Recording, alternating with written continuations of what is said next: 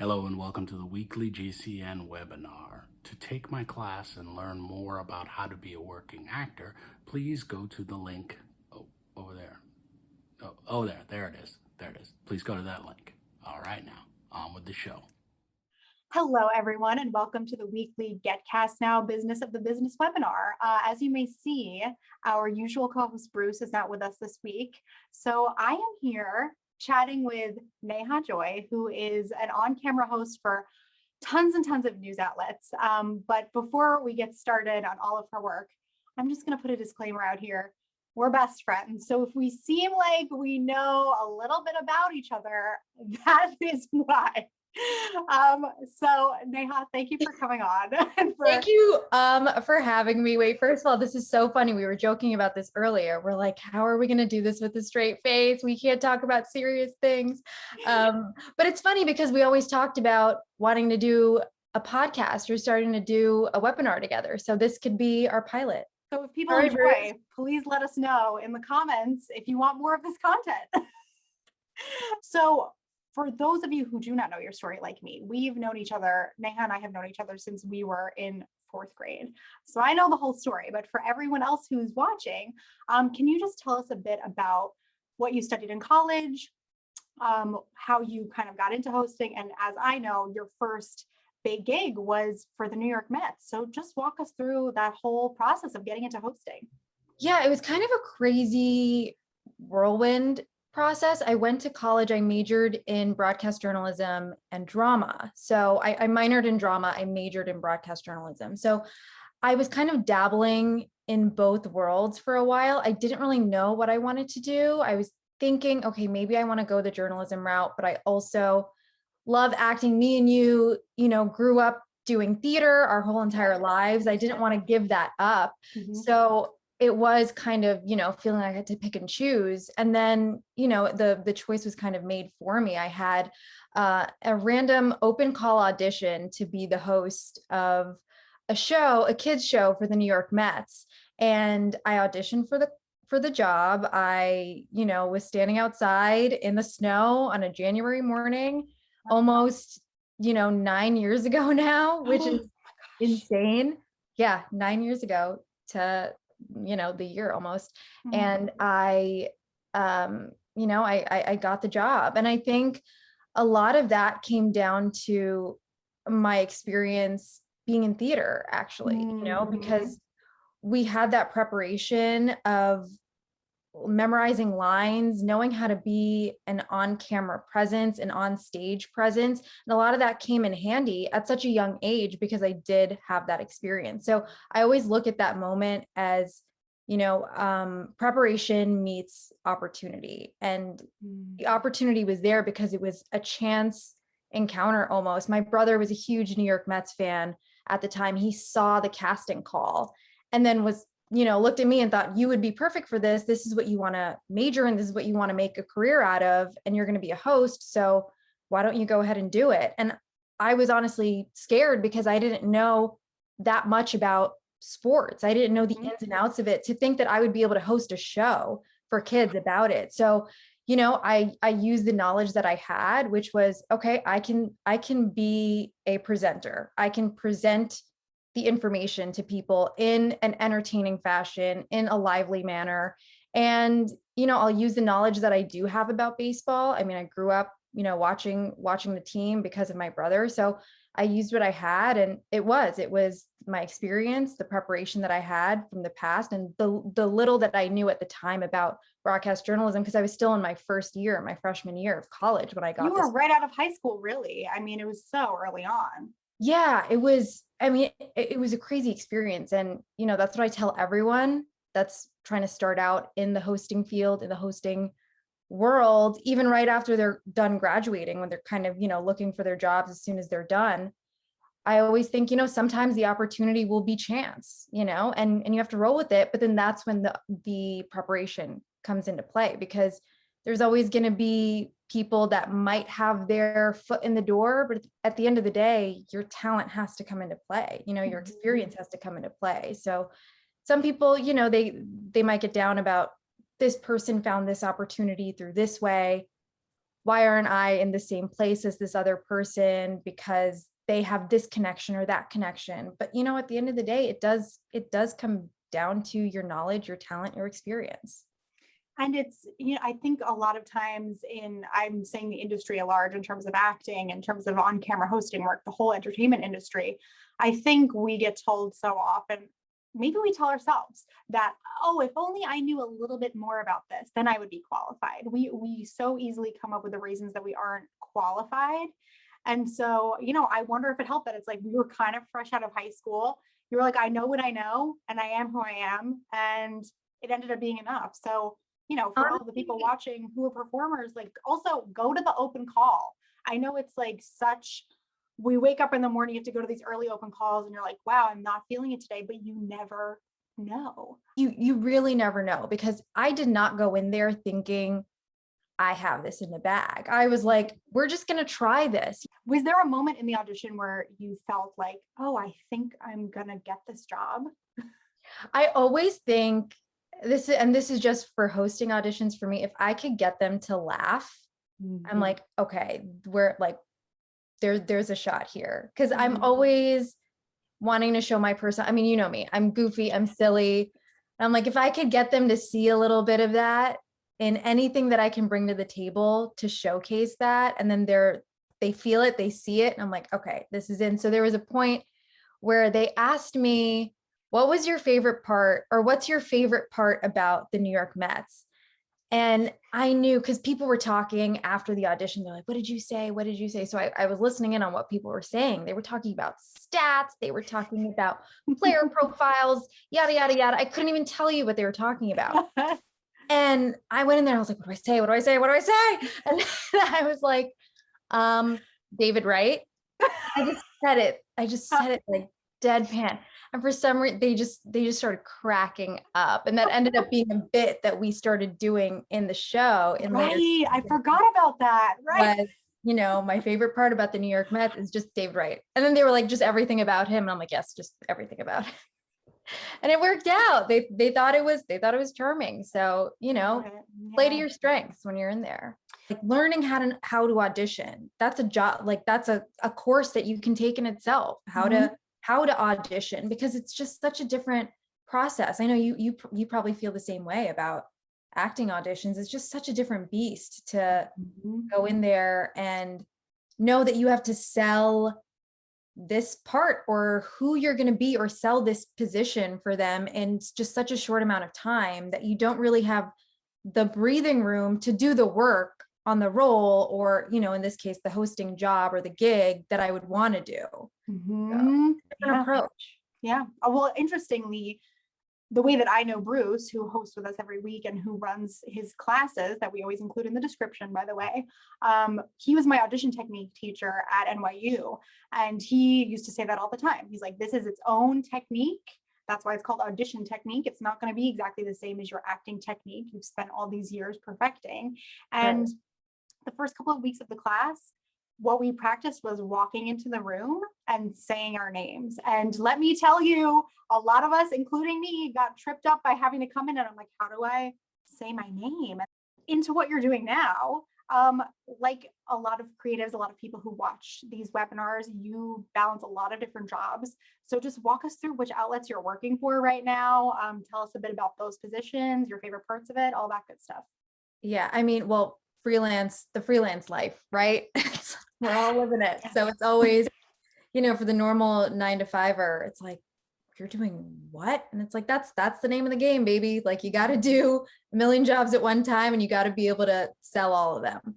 But right now, my main gig that I do, I mean, oddly enough, Monday through Friday, 9-to-5 is. It sometimes works out like that. It's so bizarre. It is. It very much feels like a freelance job though, because it falls in line with a lot of the other gigs that I do that are freelance. So it's with the Hollywood Reporter. So I'm their writer, producer, and host. And with that is its own, ball game of doing anything and everything, truly being a one-man band. Well, I work for their video division, so we'll tackle a lot of the trending news stories for the day. We'll do interviews on movies and upcoming movies and TV shows, and interviews with entertainment industry professionals. It could be actors, directors, what have you.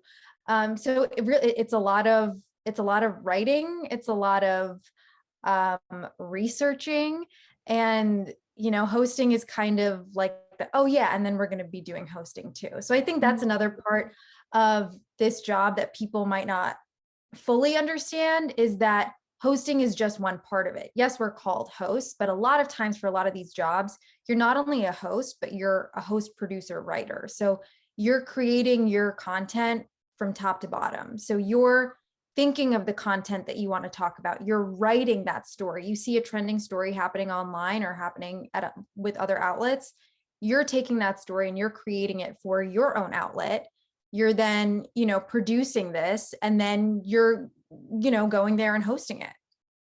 So that's one part of the job. And then outside of that, I also work with Amazon. Amazon, I feel like it's more of a traditional hosting role where I'll go in there, and it's not necessarily about talking about the trending celebrity topics, what's happening in Hollywood. I focus more on fashion and beauty. So it's talking about their latest fashion trends happening on the site, talking about beauty items that are on deal. So it's a little bit different, but I also feel like by doing both of those jobs, I'm flexing two different hosting muscles. With Hollywood Reporter, I'm more of a traditional reporter. I'm doing a lot of researching, interviews, being a very traditional news reporter. And for Amazon, that's when I get to be a little bit more flexible in being a true host, because a lot of it is just improv. We're on camera for an hour straight, sometimes just talking about these items.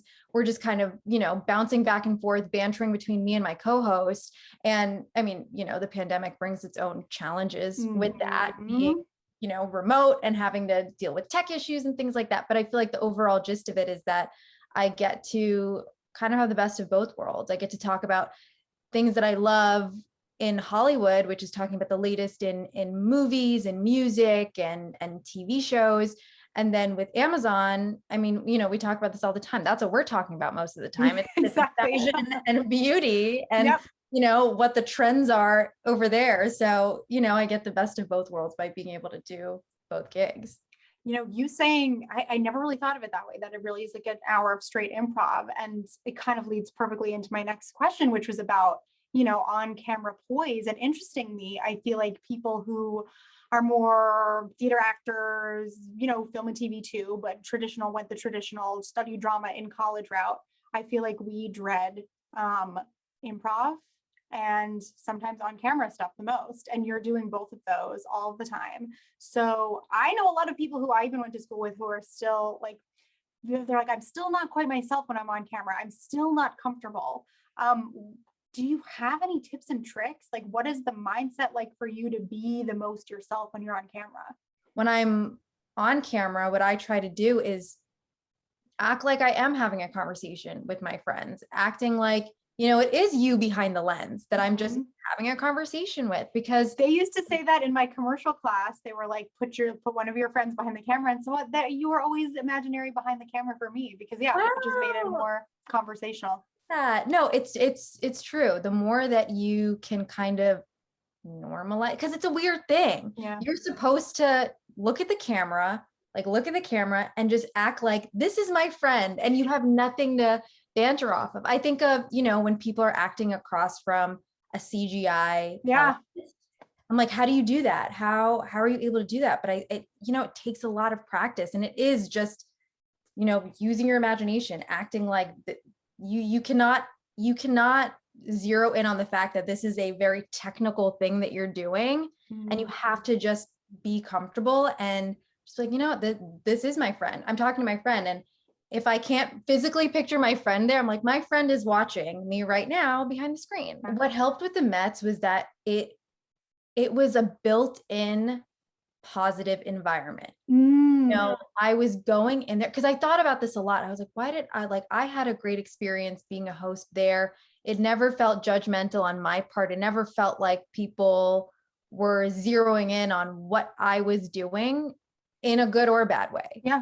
So I think it was because it was built in to be positive. We're creating this environment so that the fans can enjoy their experience, to see the players out on the field, and we're just kind of helping out with that experience. So I think, going in there, talking to fans, they're already so excited. For a lot of them, that was their first ever game. They were so energized and they're just happy to be there. So I think that's what I loved, and that's what I miss about doing the Mets or doing that type of hosting, is that you're going there and you're around these people that are just like, anything else is a bonus. I'm just happy to be here. No one's forcing them to be here, And I think that's what's special about live entertainment, is that no one's sitting here, like, you're going out of your way to enjoy this experience, at least for the most part. With sporting events, you're going there to enjoy the game. Everything else just seems like an added bonus. So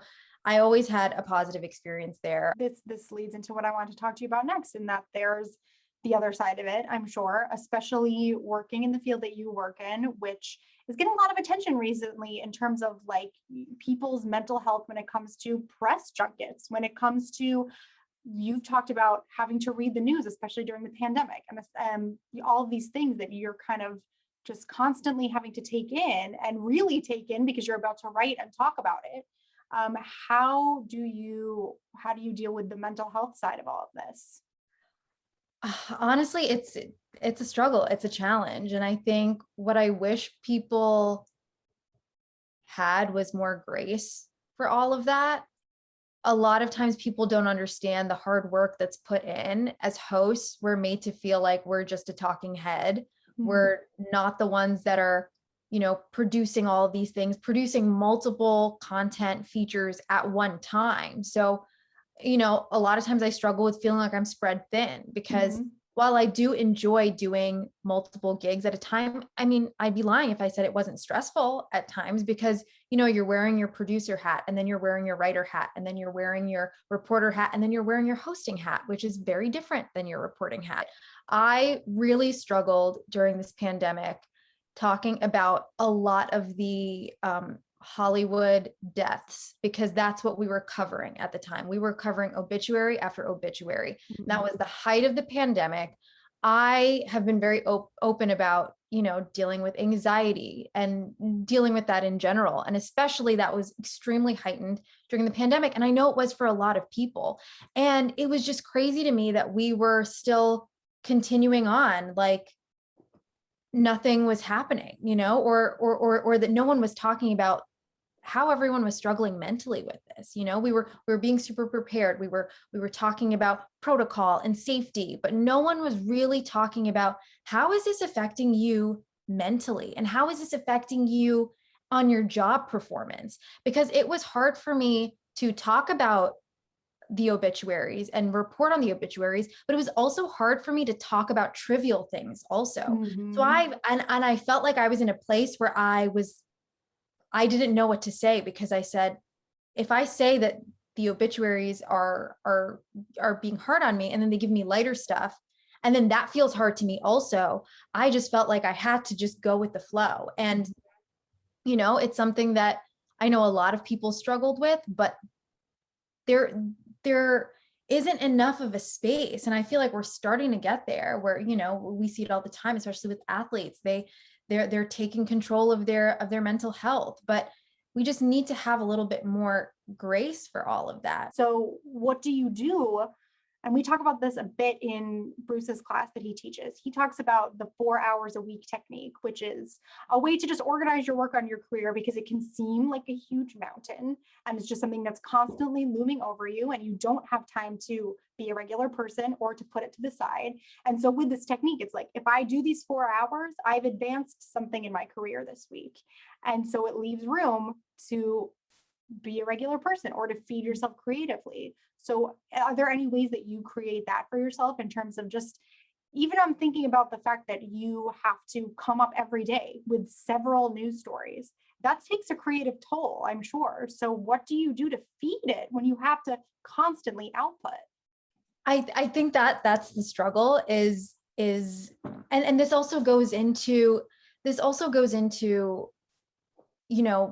needing to say yes to everything and needing to overwork yourself. I feel like there's always this, I feel like this expectation being in this industry, being in the entertainment world of, well, you're paying for exposure. There was that mentality where it's like you constantly have to be doing the most to, or you constantly have to be doing, being in that grind to feel like you're making something out of your life. And I'm trying to find more balance. I feel like I'm trying to be creative with the things that make me happy. So I know I told you I was trying to go back into music. I'm trying to learn music again, learn guitar. I've been picking up the piano again. So I think just things that help you, things that you naturally enjoy. I think that could even be productive in itself because you're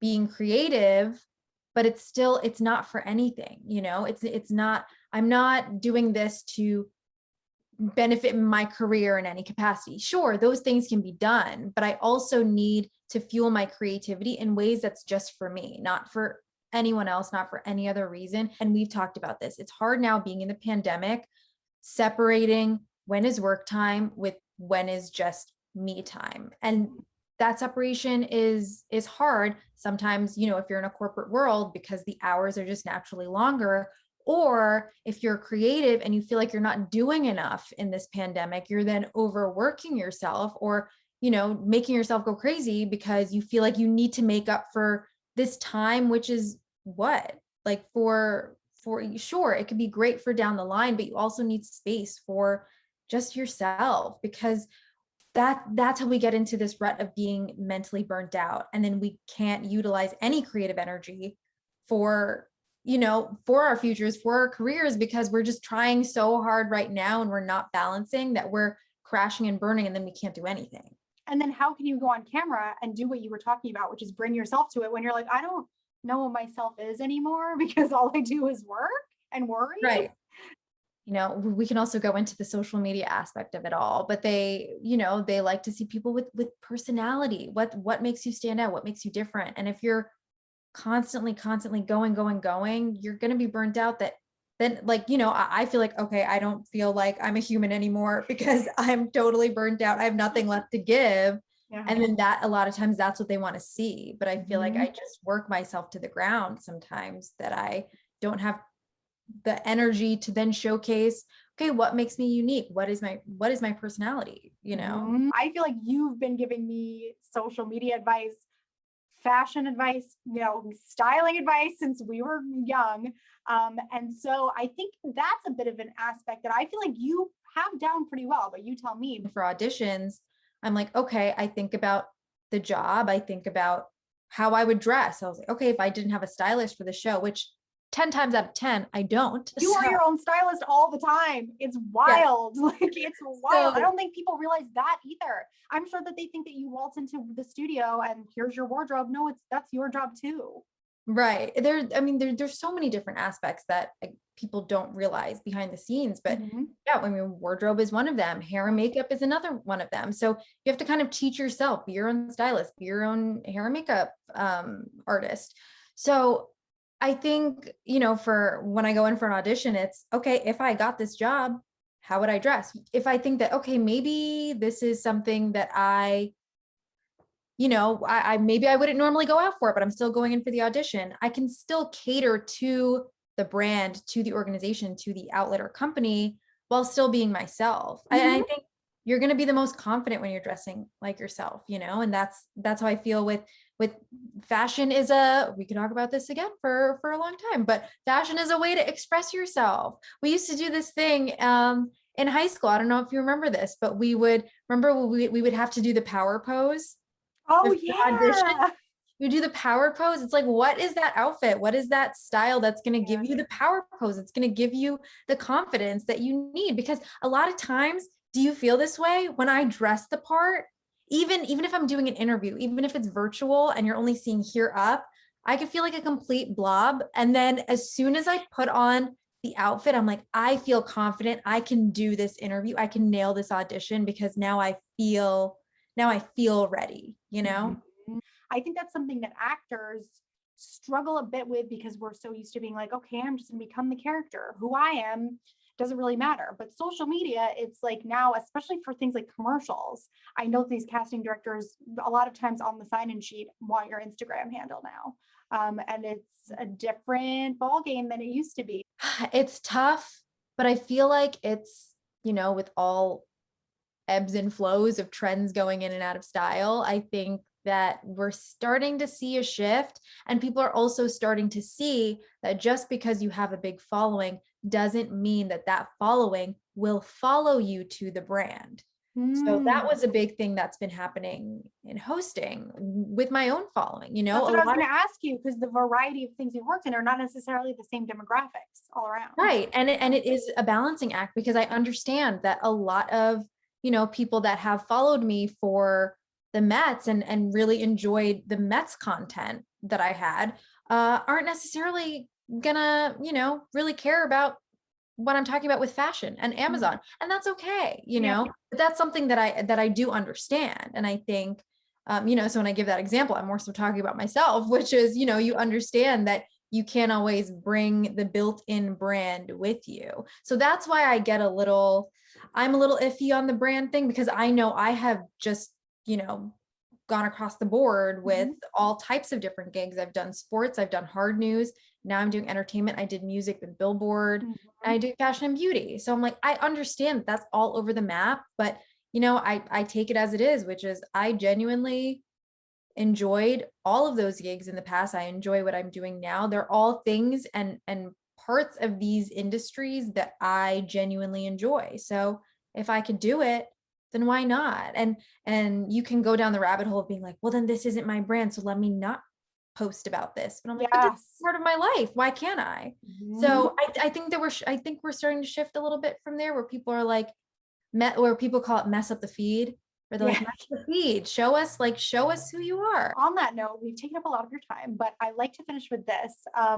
Whether you can choose which question you want to answer. You can either talk about down the road, like what's the dream? What do you hope to happen in the next couple of years, personally or professionally? Or I love it when people recap really amazing moments in their career when they were like, oh my God, like I'm in the place where I'm supposed to be. I'm so glad that I did this, where it all really feels worth it. So you can choose both. You can choose either one. Well, I'll choose best moments, because the future is always the future, right? You never know what's going to happen. I feel like I'm personally in a place where I don't know what's next. I don't necessarily know what I want to do next, but all I can do is stay hopeful about it and pray on it, think on it, sleep on it, and it'll come. My favorite moment was at the Mets, and it was. This is a good one. I know what it is. You know what it is, because it was honestly like the best day of my life. Yeah. So it was 2014. I was working for the Mets, and I got the opportunity to sing the national anthem at Citi Field. Wow. So it was like the most surreal experience of my life. I was doing everything that I wanted to be doing. I was hosting this show at, such a young age. I was then, given the opportunity through this show to audition for the national anthem. And we were just supposed to do it as a funny segment for the show. And I didn't know that. Yeah. Oh my gosh, and here they are being like, haha, this will be hilarious. And then you got there and you were amazing. Right. Because I was always saying, I was always naturally, I still do it. I'm randomly singing around the house. Yeah. Like, oh, this is funny. I knew you had a theater background in high school. I didn't know this. Wow. Yes, they made me audition for one of the episodes, which was going to be, I was always doing a different activity in every episode.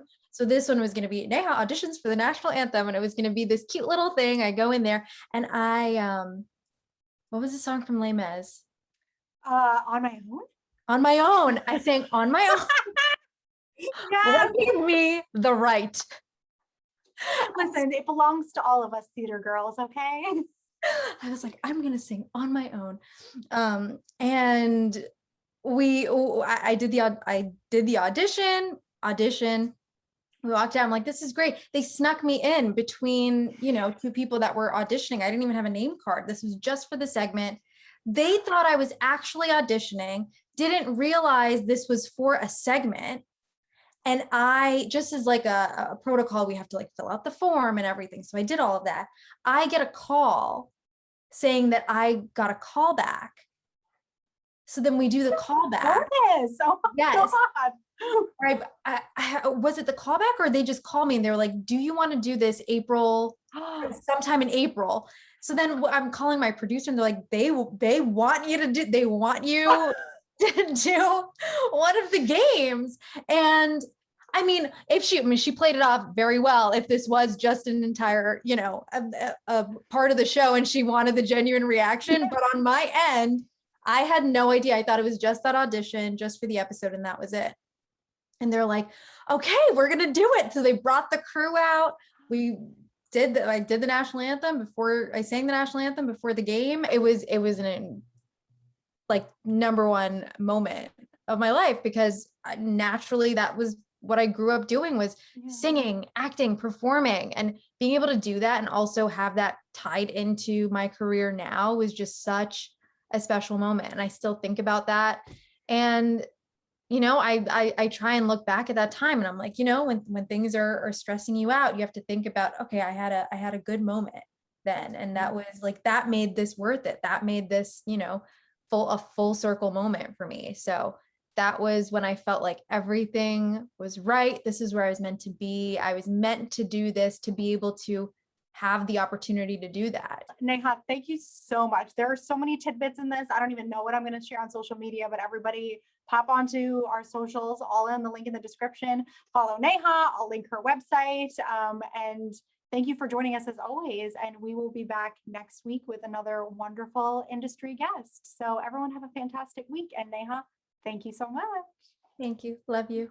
Love you.